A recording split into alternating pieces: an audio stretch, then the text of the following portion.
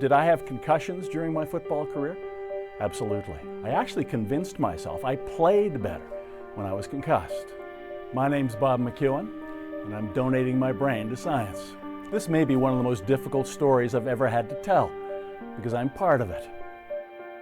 We were coached to hit with our helmets, in other words, our heads, the equivalent of dozens of head-on car crashes every game. I played for 5 years. Do the math. During my career, I had many concussions. As I recall it now, whenever I had a concussion, I had the feeling that I was floating above the field, watching myself down there. Everything was unfolding in slow motion.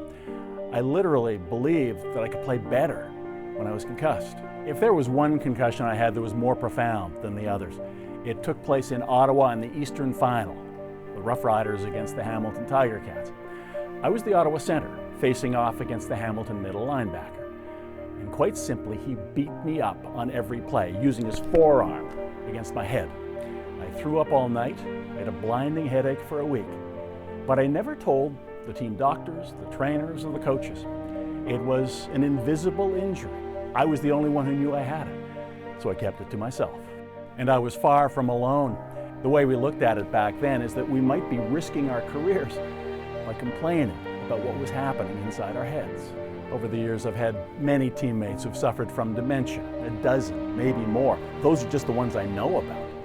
As for the brain disorder known as CTE, that can only be established in a post-mortem analysis. So former football players are recruited to donate their brains when they die.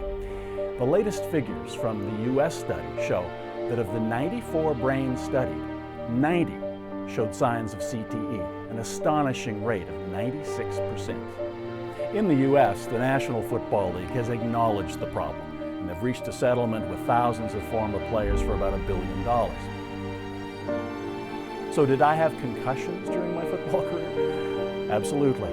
Am I feeling the effects at this point in my life? Happily, I'm not. Am I worried about the future, given what I've seen happen to many of my friends? How could I not be? When you've done the same thing with your head that they've done with theirs, watching their progression can be a worrying thing. So sometimes you look at yourself and you think, am I okay? Is there something going on in there that I don't know about? That's why I've decided to donate my brain to science. I'm giving it to the Canadian Sports Concussion Project to be analyzed after I die. I won't be around to hear the results. Someone will. It seems to me if I'm asking the Canadian Football League to do the right thing and finally address the brain health problems of a generation of former CFL players, which is what I'm asking, the least I can do is give my brain for the cause. Now, CFL, over to you.